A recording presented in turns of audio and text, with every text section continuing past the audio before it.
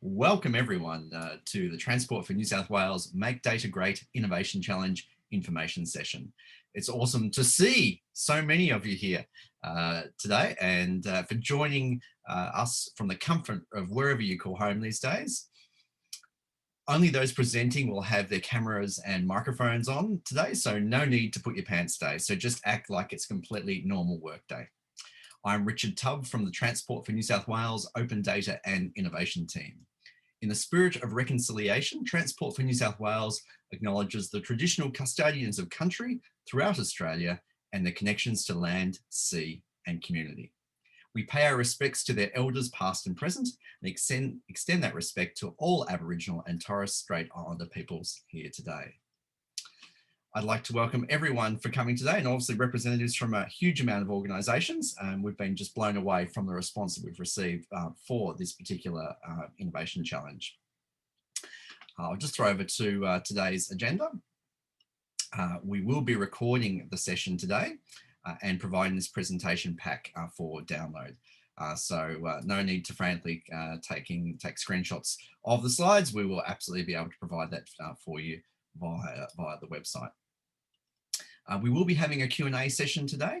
Please contribute your questions by using the Q&A button below and upvote any of the ones you think are worthy of discussion. We may not get time to answer all of those questions today, but if we do miss any particularly good ones, we will post the answers to those alongside the ones we've answered on the Innovation Challenge website.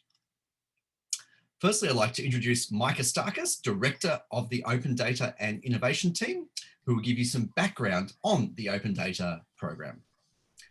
Over to you, Micah. G'day, I think I've got myself off mute. Just getting control of the slide.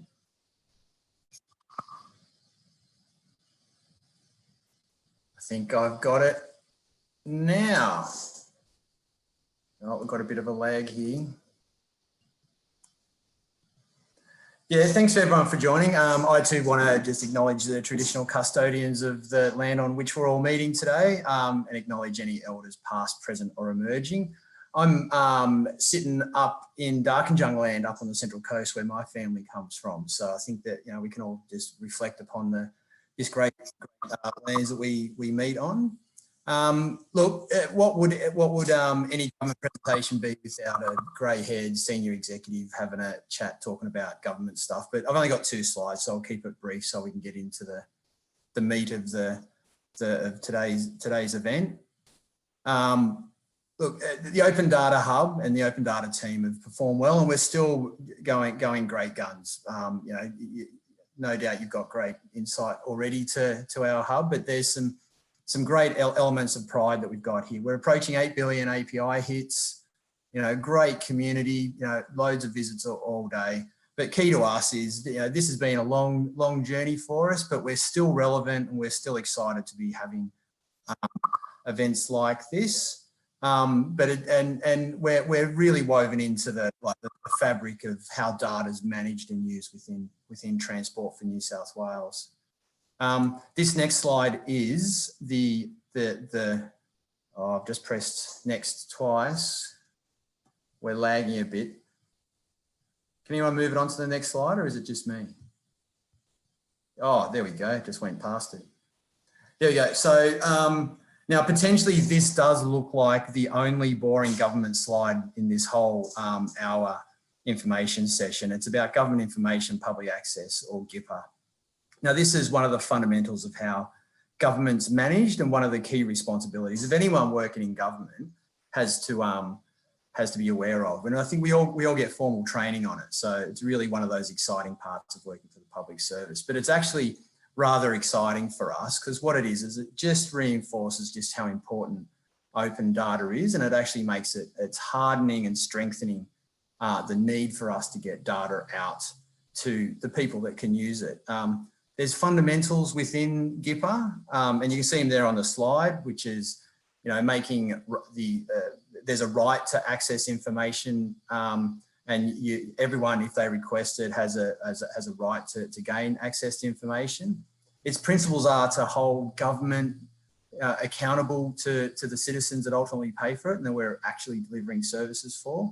But what it also does And it's always been there, but it's really becoming front of mind for all of government, is public participation in decision making, which is really driving and reinforcing the success that open data's we've had in open data. And which is sort of, you know, I won't go into the nuts and bolts of what this presentation is about, but really our focus for the future is how to make the data that we make open more accessible and more useful.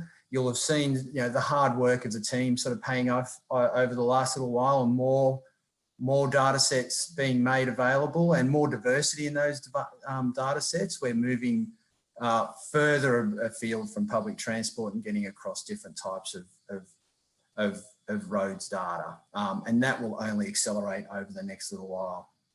So I think that's enough for me. I'm really excited. I'm trying to avoid all the Trumpisms, but I actually think this is the best and biggest turnout we've had, the biggest ever, I believe. But yeah, I'll pass on to the team and wish everyone great success and interest in this event. Thanks, Richard. Very good. Thank you. Thank you very much, Mike. And yes, we had, I believe we hit 200 registrations for the event. So yeah, which is just fantastic to see. Obviously, some of those people are having lunch at the moment, but most of you came, which is awesome. Also great to see that you're very active on the LinkedIn. Getting my LinkedIn's going off for, obviously, people are stalking myself and presumably the other presenters as well. So good to know that you're being you know, fully active during this time. Our very next presenter is Yvonne Lee, Manager Open Data Enablement and Innovation, who will provide you with more details of the challenge and also more details around our existing systems and how we're hoping to make data great. Thank you, Richard. And I am controlling the screen as well, so I am a little bit distracted. So, okay, so I'll run you through the actual challenge itself. So firstly, you know, as Micah was talking to you about, we've had the Open Data Hub available since early 2016.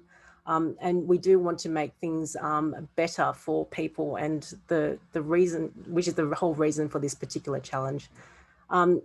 So each of our data sets, like the way that we've structured the data, each data set can have one or more data resources, so files effectively. The data that we have can be a static data file like a CSV or an Excel, can be a set of files, a zipped file, or it can be an API and a number of different types of formats. Some of our data is geospatial data. Some of it is a PDF, like for example, it might be a station map. We host different data, including roads data, freight, public transport, active transport, a number of different types of data. For example, recently we've been hosting a lot of parking data. So it kind of covers what we consider the gamut of Transport for New South Wales data. Unfortunately, the data that we do have is actually quite hard to find on the Open Data Hub, especially as we grow the data sets. So our vision for this particular challenge is that we want data consumers to easily find, understand, view, and use data from the Open Data Hub. Right now, data is disparate and may not be complete, or can be in multiple places and hard to find. This was like when Michael was talking about GIPA, we have an obligation to publish data that we have, and it can be from a number of different operational systems, which means that the data can be what I consider holy. Like, so we could have bits of data that provide us, for example, parking data. We don't have the gamut of all the data across New South Wales. We have parts of it. We've got some City of Sydney data, we have some Willoughby data, we have some Waverley data, etc. So it's very hard for customers to understand that, and because of the way that we are obliged to publish data. So that the long and short of it, it does provide a lot of frustration to customers of data, but it also means that we as a team, like a lot of people on this panel, do have to do a lot of support and queries, and rightly so. But what we would like you to help us do is, how might you provide tools or technology or views of data to improve the data customers' experience when using the Open Data Hub? So I'm just going to walk you through the technology stack that we have that constitutes the Open Data Hub. So firstly, there's DCAN. So DCAN is CCAN and Drupal, and we're currently on DCAN 1.18.12. So we only recently upgraded. We actually do need to update the Innovation Challenge pages to reflect that. So that only got updated, I think, this week, or maybe, yeah, I think it was this week. CCAN provides the data catalog capability. So it's an open source tool for making open data websites. So it's designed for that. You can do some faceted search on the hub. As you can see on the screen at the moment, you've got the different topics, for example, you've got tags, you've got different formats that, you know, you're looking for APIs or CSVs, etc. So you can search it in different ways. You can also preview the data using the inbuilt capability within DCAN for maps and graphs and tables. So we, you know, a lot of our data is geospatial data. So the maps do come in handy, but it is limited in that the view only shows, like, I think 100 records at a time, and you have to keep scrolling through. CCAN is built with Python on the back end and JavaScript on the front end, but you can read all that sort of information on the CCAN website. We've just put it here so that you've got a bit more of an overview. And Drupal is the content management system. That's an area that we probably won't be touching on much for this particular challenge, because it's not the content, although the content management system could definitely do with some help, but the main objective is really around the data and making data great. So really focus on the CCAN part of DCAN. So with the APIs and the API gateway, we use, it used to be called CA Layer 7. It's now called Broadcom Layer 7. We use it to proxy existing APIs within Transport for New South Wales. Or, you know, if we are trying to enable, like, one of the challenges, or, you know, if you are trying to design an API as your solution, we can proxy that API in order to publish that out. I also wanted to highlight how to create an API key. So if you haven't used the Open Data Hub to create your own API key, it isn't that easy. So one of the main customizations that we've done on DCAN is provide a login capability. So most open data hubs around the world don't require a username, like a registration to log in. But that's one thing that we have added in.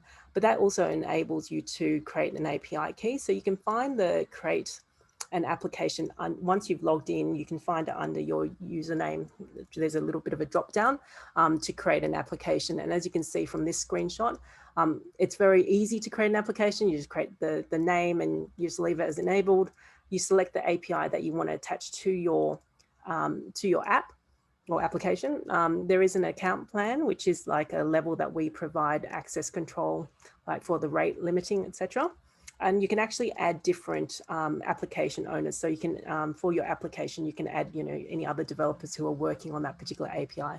So I wanted to call that out because that is one of the key challenges that we want to make it easier for people to do this, because this is one of the major questions we get all the time, is how do they create an API key? So I'm just going to the next one. So we called these objectives, but really they're kind of thought starters in terms of how you can help us make data great. So make our data sets easier to discover, view, and understand by the general data customer. A lot of our data are APIs. People are just like, oh, can you just give us a CSV? You know, that's all we really want. So, or can you put it on a map so that we can actually see the data that we want to understand? Keep in mind, our data customers can be, you know, people like yourselves who are very au fait with data, but it could also be the media, and it could be the general layperson who just wants to understand, where are the bus stops around me, for example. The second one, which is make our API registration easier. That's why I kind of walked through how we currently need to register an API. Creating a pass-through tool or an API to systemically update one or more of the valuable data sets on the Open Data Hub. I know that's a bit of a mouthful, but one of the use cases or one of the ideas is we have GTFS-R data. Now, if you're familiar with transport data, it's a particular format for real-time and timetable data for public transport, but it's not in a very easily understood format. What if you could create a tool that can generate a CSV so people can understand better? And that is not an easy task. That's why we've put it here as an innovation challenge. But it's stuff like that. How can you make something that is useful in one format into an even more useful format that most people would be able to understand? Number 4 is organize our data so that customers can easily view what data is or isn't available. As I mentioned earlier, our data is very, very holy. Like there's some data that is duplicated. There's some data like from different operational systems. There is some data that isn't complete, but other from the description, we have very little capability to expose what is or isn't available. So that's one of the challenges. And then the last one is personalized data results to logged in users. So we're asking, you know, like Google can provide you more relevant results. Can you do that for our users? So for example, if you're mainly developing public transport apps, can we surface the public transport data sets that you haven't accessed or we think is more likely that would be relevant to you at the top of the list? So that's those. The Innovation Challenge timeline. So we are on the 25th of November when we're running the information session. Applications will close on Monday, the 7th of December at 11:59. So I say midnight, Monday, 7th December. So we put 11:59 to make it very clear it is between Monday and Tuesday, okay, that midnight. We will look at the timestamp to make sure that they're submitted on time. And we are looking at Sydney time, so that's Australian Eastern Daylight Savings Time. We will be running a pitch session on the 16th of December. So if you are selected to pitch, you will be advised about a week before. So you have about a week to prepare. And it will be via a Zoom or another virtual session. We are looking at using Zoom at the moment. And then we aim to advise anybody that's going through as a data champion by the 23rd of December so that you can, if you want to, work on it over the Christmas break. And then we want to start implementing solutions or integrating the solutions from February 2021. So what are we looking for?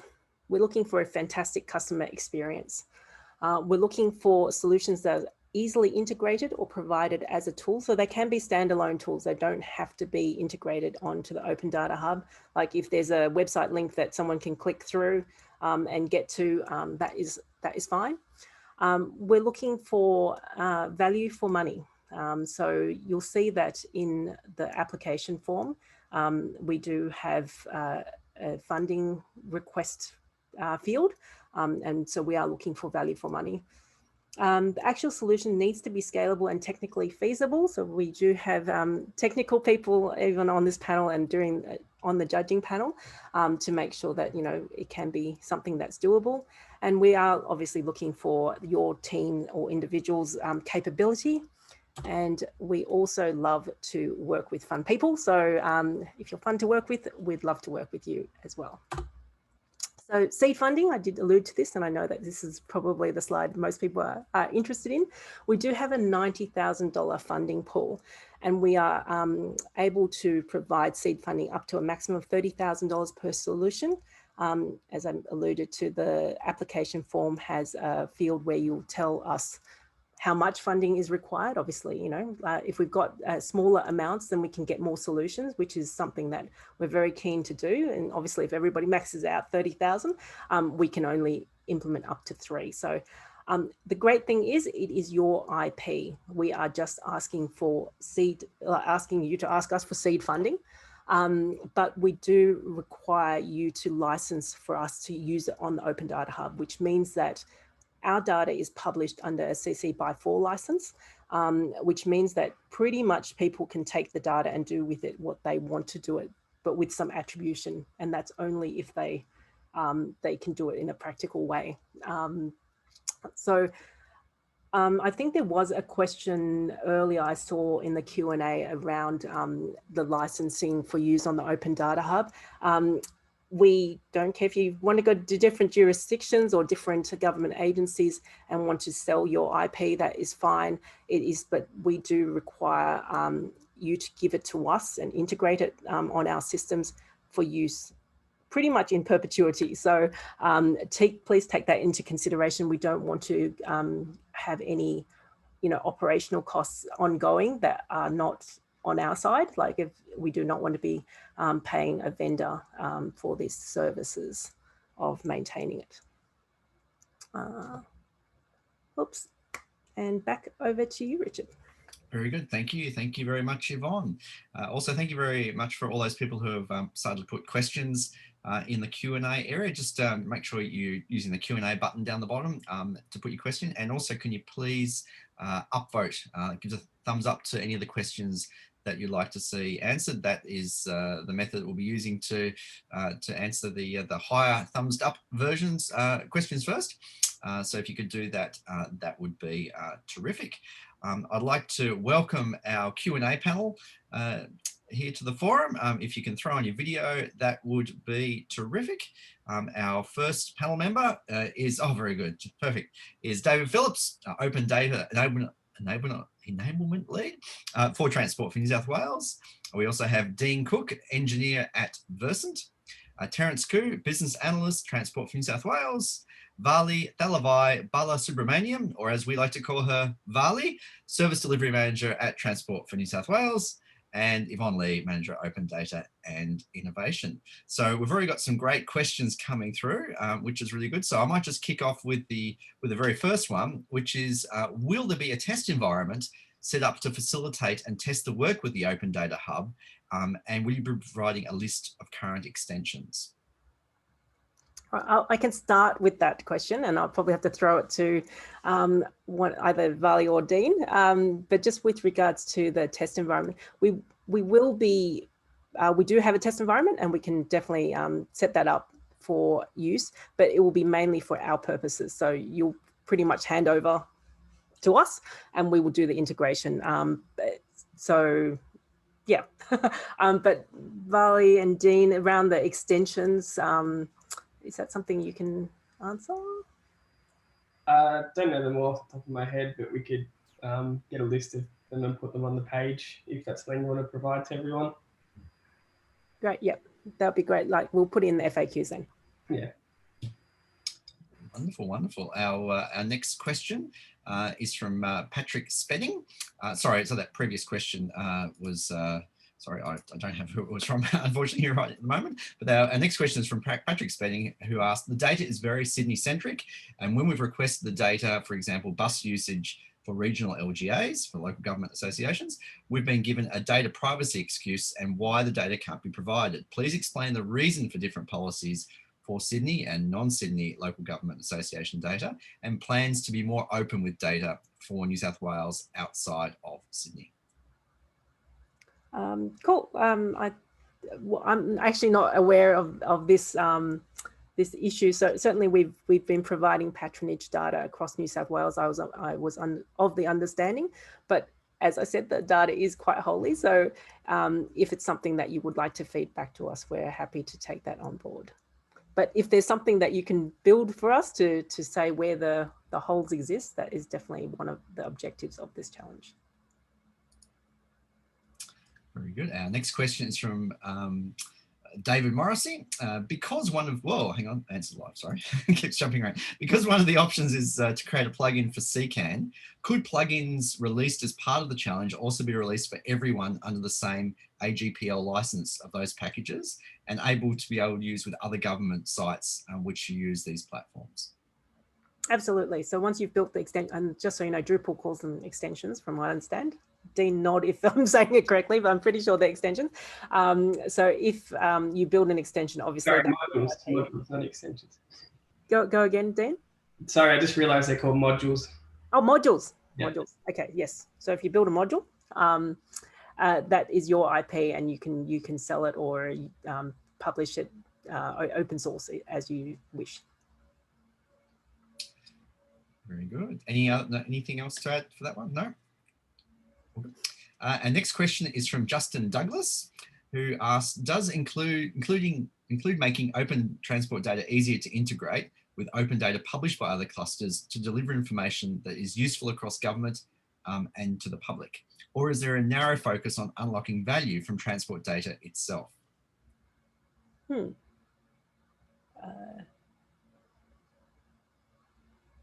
I'm just reading the question again. I suppose from our point of view, we're very focused on our data, like the data that's available in the Open Data Hub. However, we're aware of who has attended this session, and there are a number of people from different government agencies, as well as within Transport for New South Wales. The challenge is for Open Data Hub data, but if it's applicable elsewhere, then we can either facilitate, you know, a discussion, or we can, I'm not too sure if we can facilitate the discussion, because that would be a procurement thing. But certainly, you know, if there are other areas that could be made useful, where we could be a reference site. Very good, very good. Thank you, Yvonne. I'd just like to encourage everyone to read through the questions in the Q&A, and don't forget to keep putting a thumbs up for those ones that you'd like to see answered. Otherwise, it gets very difficult if it's they're all at one vote. We have a question here from Masroor Hossain, who asks, can everyone access the data Micah? This question was actually put up while Micah was doing his presentation. I don't necessarily have any further details as to what type of data, but Yvonne, did you want to take a stab at that one? Yeah, so open data is open to anybody. As I mentioned earlier, you do need to do a registration, so you can browse the data through the Open Data Hub, so opendata.transport.nsw.gov.au if you haven't been there. But you do need to register in order to see the data. It is a free registration. There's no real restrictions on registration unless you're a bot or you're coming from like Russia or some crazy country that we may block the IPs of. Very good, very good. Thank you. Our next question is from JD Swinkles, who asks, data on transport movements per stop and mainly wheelchair use would be highly beneficial for council to plan transport stops, but she's had no luck to get it. Could this be something that could be offered potentially or opened up? I might throw that question to Dave. So if it's a question about stop accessibility, there is an audit going on of train stations, which we are keen to get more data on. You know, our accessibility data has been a bit thin on the ground for a while now without a source of truth, because this audit needed to happen to get something reliable. Not sure if that answers the question, but we are keen to get more accessibility data out on open data. So open to suggestions or other ways of delivering it. Yeah, Dave, what are the current data sets that may have some accessibility information? So we get our stop data that's in all of our GTFS data. We'll have an accessibility flag, which usually means wheelchair accessibility, and also our real-time bus feeds and a few of the other real-time feeds will list in real time the vehicle type and give you a real-time wheelchair accessibility reading based on that vehicle type. For example, if it's a low-floor bus. Great, awesome. Thanks, Dave. I love this next question, by the way. This is from Rodney Joyce, who asks, are there any limitations on the back-end technologies? For example, if we do ML, machine learning across, personalization engine, we could use Azure or AWS ML services, and there would be an operational cost to continually retain and improve those models. Does it matter what technology stack is used? I will throw that question to Vali. Yeah, I think we don't have any sort of preference over what sort of technology to be used. We are open to any sort of suggestions from the team. But just to reiterate the point which Yvonne has mentioned earlier, is something which we would like to see the operational cost not to be added a lot due to this function. So that's something which needs to be kept in mind when the new solutions are being proposed. Wonderful. Thank you. Thank you very much, Vali. Our next question is from Felicia Velde, who asks, is this challenge limited to the data sets currently available on the Open Data Hub? Oh, interesting question.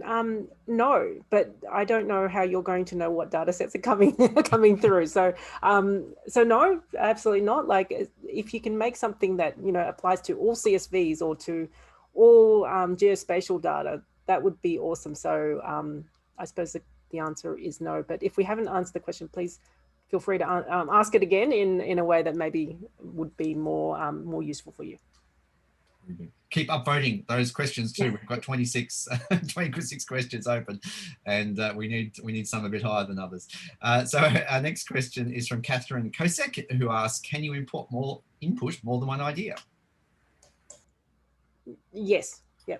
So you can, and I would suggest you do it as a separate entry. We have in the past in innovation challenges accepted one over another, for example. It is unlikely that we will select two from one team though, just because we would want you to focus on one. Very good, very good. Our next question is 4 questions. So, so I might just take them one at a time, if that's okay. So the first one is it's from Elman Mohammedian. Do you have any estimate on the whole of Transport for New South Wales dataset size, ideally classified per API, files, zip files, geospatial, spatial, etc.? And obviously just talking about the Open Data Hub, I would imagine, across all of Transport for New South Wales. Bali, do you have this answer on hand? We don't, but definitely we can actually get this details and publish it to everyone. You know. Yep, so we'll pop it on the FAQs, but I thought we had an estimated number a little while ago, but maybe. I think the requirement is they just need a bit more detail on API and individual details. So we might need to just go back and provide this detail so we can put it on FAQ at a later time. So yeah, we'll provide that in FAQ. Sorry. Okay. And following on from that, do we have the data set growth rate, which is an interesting thing because obviously we're trying to get more data sets all the time. So, but over to... Yeah, maybe another question for Vali, but I think it's going to be another one where we need to do some. Yeah, I think we have been, I mean, there is not sort of a specific rate we can provide because over the past couple of years, it's been increasing, growing, depending on the data available internally. But yeah, if we have to put down a number, when we provide the response to answer one, we'll do this one as well. Just to add to that, keep in mind our Open Data Hub sometimes just points to other data and things like APIs. We don't really track the data, like we track the throughput, but not necessarily the underlying data because it's coming through an API. So that's going to be a little bit difficult for questions 1 and 2. And the third question is obviously the good bang for buck here for this one question. Are you looking for an integrated and seamless data visualization search tool as well? I think the answer is yes. Terence, do you have any comments here? Yes, we are certainly looking for this kind of tool, especially in terms of searching, because as what Yvonne mentioned, that the open data user they have some issues trying to search through our whole data set list. So I think it'll be good to have that search tool, even for visualization as well. So if you are able to help us visualize some of the data or get some insights and things like that, that'll be good as well. Yeah. Dean, I might just ask a question from you. Is that I believe that CCAN is the search engine is Solr, SOLR. Is that the case for us? Because I can't remember if we made customizations. It just uses the built-in search APIs that Drupal has. That Drupal has, yeah. Okay, so from what I can see, it was Solr. But, yeah. Cool. I think that might be like the CCAN itself, not the DCAN way. I think they just use what Drupal provide. Mm-hmm. Thanks, Dean. And the fourth and final question for this question is 30K seed funding only for the solution, or is it for an end-to-end implementation? It's your costs, like what we pay you, like in terms of our integration costs, we're going to have to absorb that. So, but we do take that into consideration when judging the entries. Thanks, Yvonne.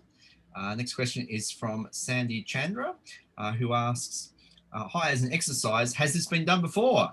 And if yes, whether the outcome is acceptable for Transport for New South Wales?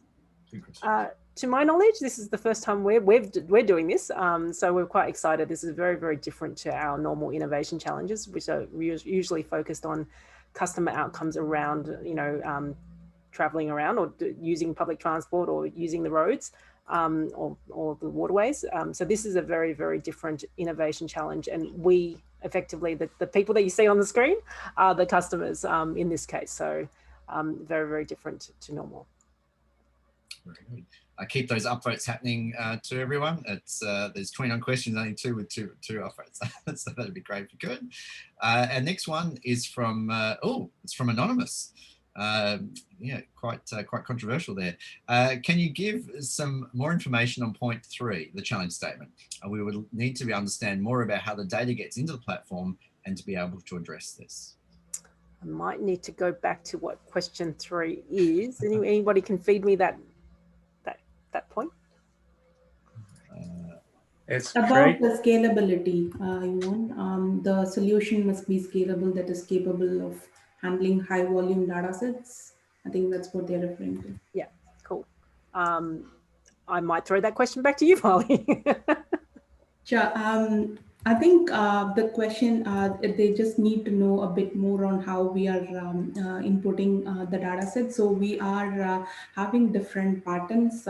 We do use the technology stack is mostly on AWS. So we use storage such as S3 to get data from other external systems, and we do have APIs, as Yvonne has indicated, which with the API gateway we integrate with the different internal systems to get those data around it.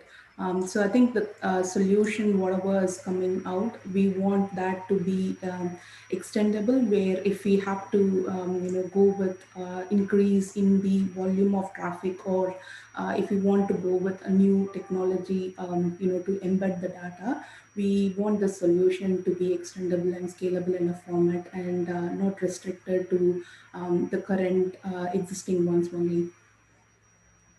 That answers the question. Thank you very much, Farley.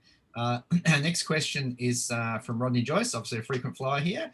FYI, if operational cost is an issue, then it rules out a lot of possibilities, as most services will incur an OPEX cost if they use a platform as a service on any cloud. It really leaves once-off UI solutions if compute cannot be run on demand.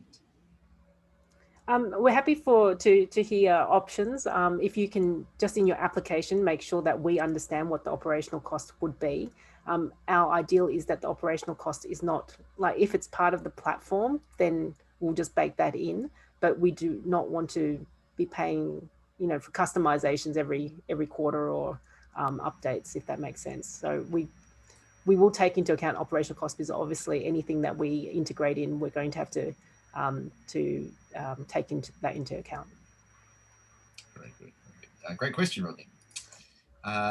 And another frequent flyer, Patrick Spedding is back. Is there a way for data extracts created by Transport for New South Wales staff to provide specific data, for example, specific daily traffic count analysis, to be added to the Open Data Hub or run via the API? And obviously, Patrick must keep requesting updates to the extract. So that's a very specific question, but one that you might be able to provide a bit of clarity on. I will throw that question to Terence, because I'm hoping he understands the question better than I do.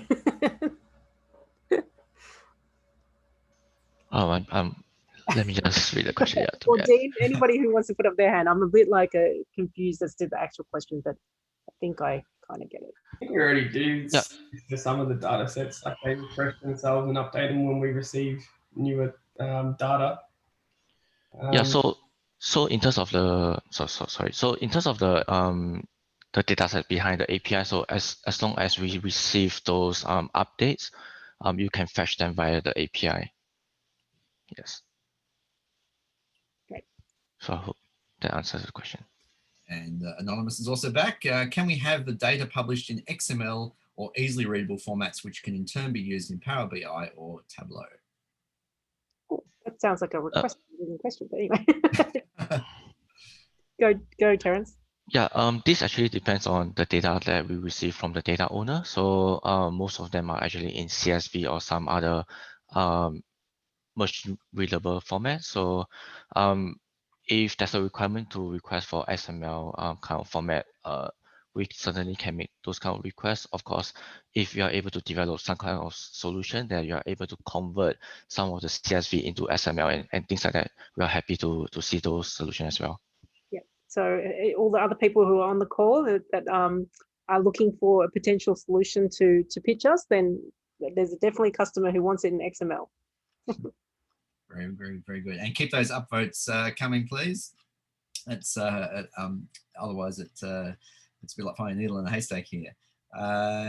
So I'll just go from this one. Next one's from David Grove, who asks, what road and or freight information do you have available? All right. It's on the hub, I suppose. We have both. When you say, oh, actually, Dave, I might see if you've got an answer for this because I'm fumbling around for this answer. So I'd have to do a search. And that's the problem. We have to do a search as well to see what data we have in our search. Isn't that great? We do have freight data. We do have a few different road-based data sets. So if you do just a search for the freight tag on Open Data, you will get a freight data set which has use of rail freight, road safety, rail freight access capabilities, and also data about port botany efficiency. Yeah, you're welcome to have a look at that and see if that answers your question. Very good. Thank you, Dave. This next question I'm going to answer myself. It says, how do you upvote a question? And it's the thumbs up next to the question. Yes, so please do lots of thumbs up. Hopefully I've answered your question correctly there, Aaron. Next question is from Bill. How might we have if we have any other further questions subsequently after this section and prior to the application close date be answered?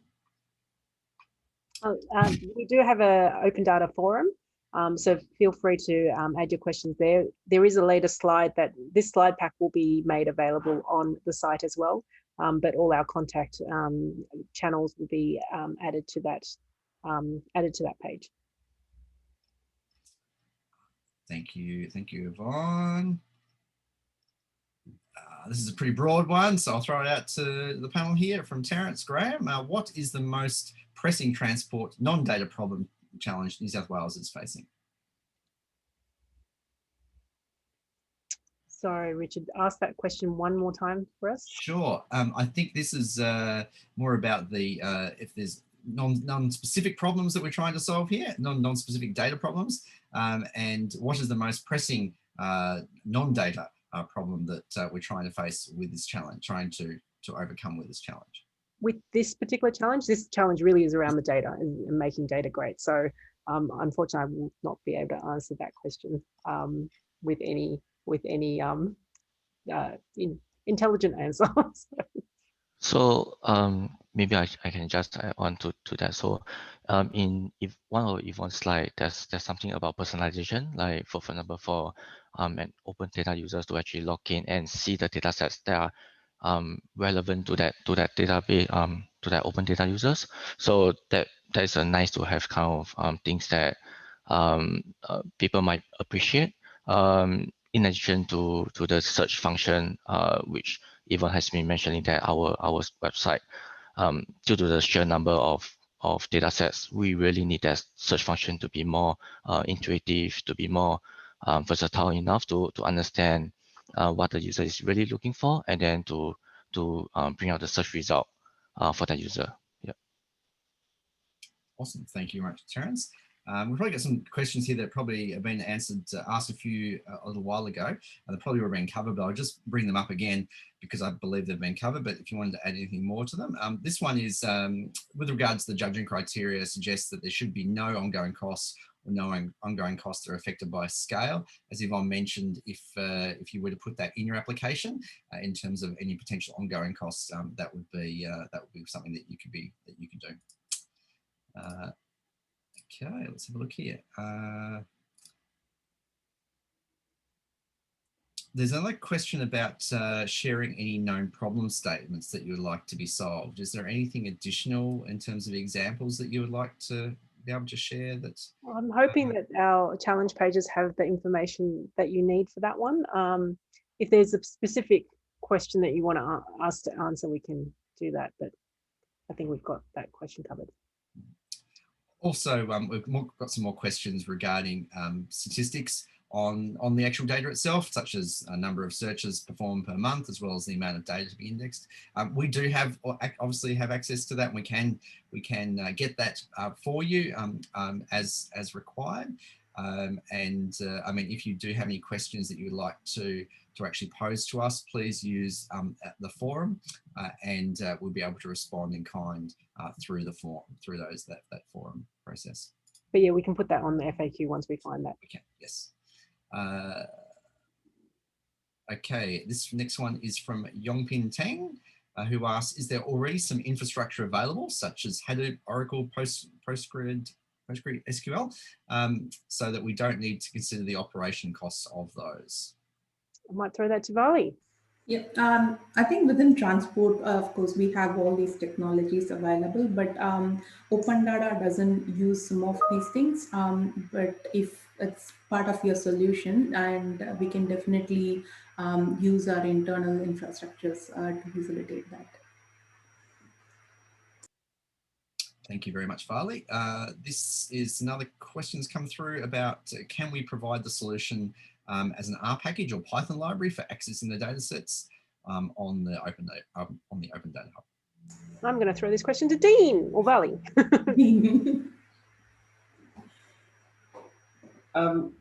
Yeah, it definitely could be used. I guess it just depends if that's what you're looking for as one of the solutions you want, as like something that we can run that runs as like an external Python thing. That's perfectly fine. There's no issue running that.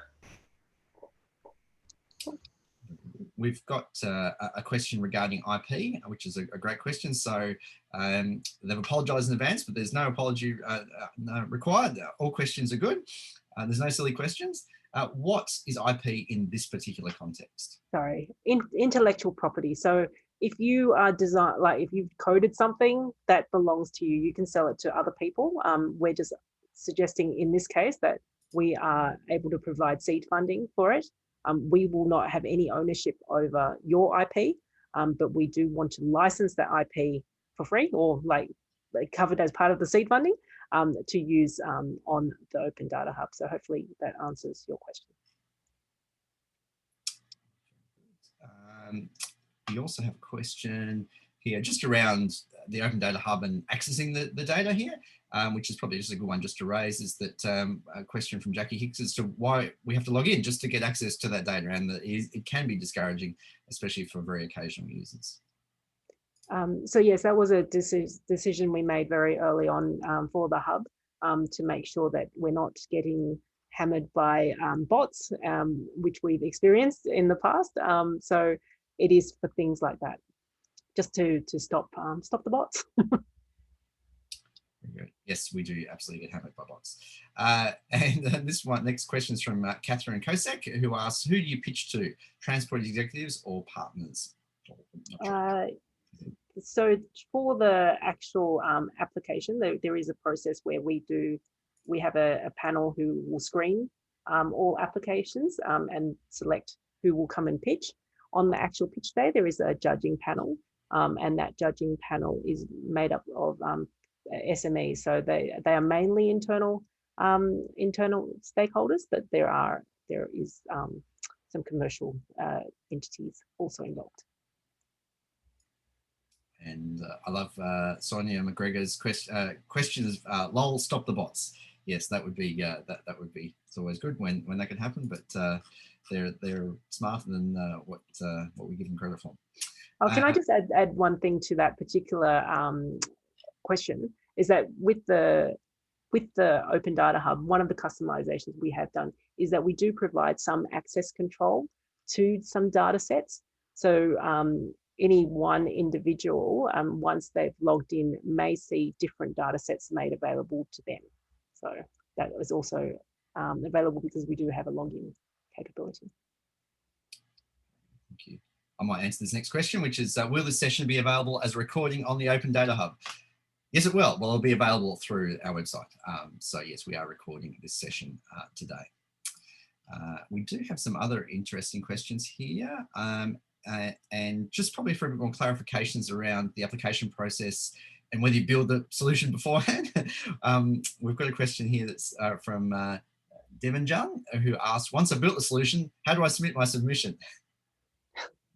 Right, so the submission process comes first, which is great. So submit your application. If you get through to the pitch day, you can pitch your solution to our judges, and then if you're selected, we assume that you will be able to build the solution at that point in time. So no needing to build until Christmas ish. Another question regarding seed funding. Please provide the procedure to apply for seed funding, who to contact or address it to. All on the application form. So if you go to the Open Data Hub and under Innovation Challenges and then Make Data Great Innovation Challenge, all the details are there, and there is an application form which you can look at now. You don't need to submit anything until the Monday, I've forgotten the date already, the Monday at midnight. 7th, I think. Very good. And good to see some more upvoted questions here. A question from Elizabeth Chang. Do you provide a sample data set, as in which data do you want open to the public? This is a very general question, but everyone should be able to answer. Yeah, so all our open data is on the Open Data Hub, so opendata.transport.nsw.gov.au. It's that data that you'll be able to browse and see that we would like to make better, make great. And Jackie Hicks is asking, have we seen data be made great elsewhere? Have you examined best practice from elsewhere? And where have you found interesting examples of transport data hubs that you like? Well, I'd like to believe that we are the best practice for the Open Data Hub across the globe, especially for transport data. Yeah, we're always happy to learn from other jurisdictions, absolutely. But from what I can see, and I could be very biased, I believe we are the gold standard. Great to hear. Great to hear. This is an interesting question from David Morrissey, who asks, if there are limitations which mean the most effective browsing searching solution isn't feasible directly using the CCAN API and database, would it be okay if the data be externally synchronized to obviously David's own storage system or database, but doing so can mean that the indexes and data could be a few hours old? We definitely would consider that. Like most of our data, other from the APIs, most of our data is relatively static. And, at the end of the day, our goal from this challenge is to make data great and make it easier to understand. So if there's some way you can transform it and present it, if you know what I mean, like present it in a different way, that would be fantastic. This is a very general question. It's one that probably the other people might be interested in if they're not familiar with the Open Data Portal. Elizabeth Chang asks, could you demonstrate your Open Data Portal now? We can't actually at the moment, but could you show us how would you use the portal, or what do you want the public users to see your data? I think that is the challenge. So what we want them to see is something that's easier to understand. As I think we've mentioned previously, things like visualizations of the data, presenting data that may currently be in API format into some format that any media person could understand. So put it on a map or put it on a graph, or allow people to manipulate it on a graph as such, like mash two bits of data together. But everything that we have is on opendata.transport.nsw.gov.au. Thank you very much. Got some ripper questions coming through, but we have got 2 minutes to go. So please, please upvote the last couple.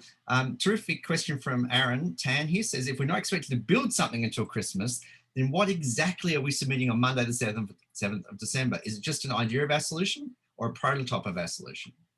It's an idea, but if you can give us a very good indication of how you're going to do it, because, you know, we are trusting to an extent, but well, I'm certainly trusting, but certainly, you know, the Barleys and the Deans of the world who are a bit more technical than me will be scrutinizing it in greater detail.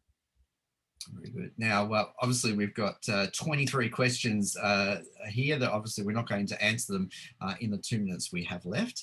So I'm going to close off the question and answer session now, but know that we will go through those questions and put the responses to the ones that we think are relevant on the Innovation Challenge website. But our final question, and probably the most important question of them all today, is from David Vidovic, who asks, where can I buy open data, make data great again merchandise? we will consider that as an option. Make data great. And so definitely, Sabrina, are you listening? So she's the designer of our lovely Make Data Great Innovation Challenge logo, which looks amazing. Very good. Yeah, I wouldn't mind a hat. Red and white? No. That is awesome. So firstly, thank you very much, everyone, for coming today. We do have a slide at the end, I think, that shows important dates as well for everyone. Thank you very much for all those questions. As I mentioned, we will put those for the ones that we believe are relevant on we haven't answered already on the Innovation Challenge website, which is bit.ly/make data great. And thank you very much for our terrific panelists that we've had here today, and Michael and Yvonne for advising us about the open data platform and this particular challenge as well. So it's so great to have everyone here today, and we look forward to seeing some awesome submissions.